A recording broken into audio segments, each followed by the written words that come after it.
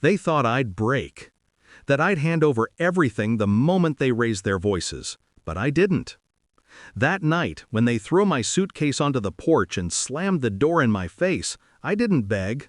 I just stood there, rain in my hair, silence in my throat, and smiled.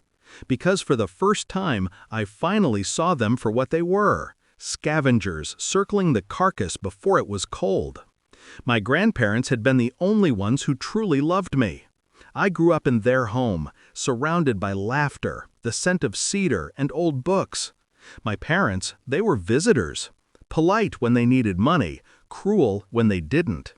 So when the lawyer read the will, the entire estate valued at $26 million to be inherited solely by their grandson, I wasn't shocked, but everyone else was. My mother's smile didn't falter, not right away.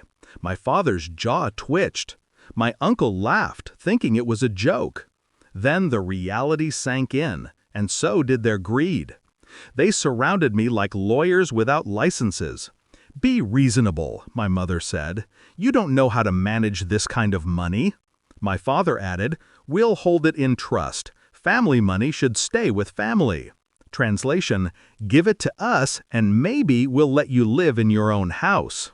I said no, calmly, without anger. By nightfall, I was out on the street. They called it a lesson in humility. I called it clarity.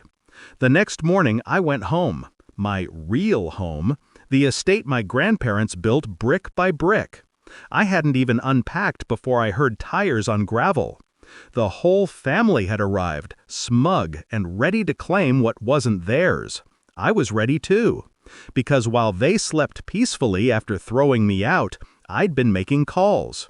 One to my grandparents' lawyer, another to someone far less friendly, a man who used to handle the estate's private security, a man my grandfather once trusted with his life. When my family stepped out of their cars, their faces painted with entitlement, I didn't bother greeting them.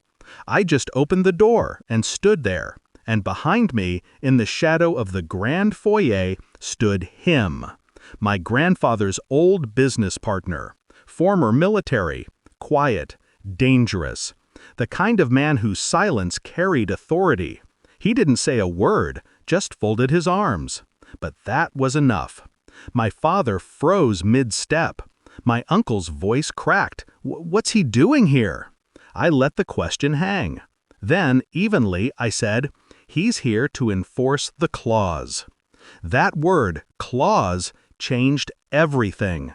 You see, my grandparents weren't naive. They knew exactly what kind of people my family were, so they'd added one final condition to their will.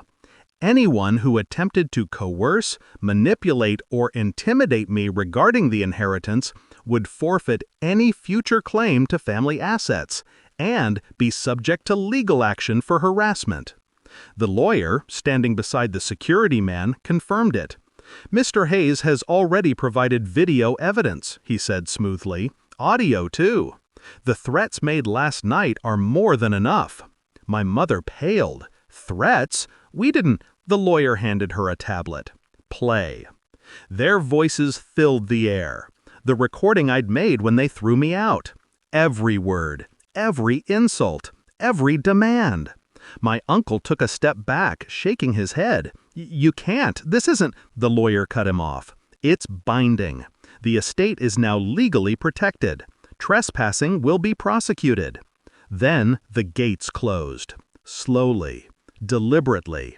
I watched them from the doorway as the reality settled in.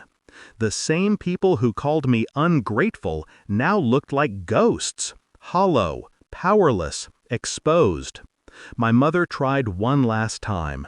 "We're family," she whispered. I met her eyes. "You made that irrelevant the moment you threw me out." She didn't reply. None of them did. They just stood there, drenched in disbelief, as the gates sealed their exile. When their cars finally disappeared beyond the trees, the estate was quiet again. The air felt heavier, but lighter somehow. I walked into my grandfather's study. The same oak desk, the same faint scent of cigars and ink, and on it, his final letter. I'd read it a dozen times, but that day, it hit differently. We built this house for legacy, not greed. Protect it, even from those who share your blood. I folded the letter and placed it back in its drawer. People think revenge needs rage. It doesn't. It just needs memory and patience.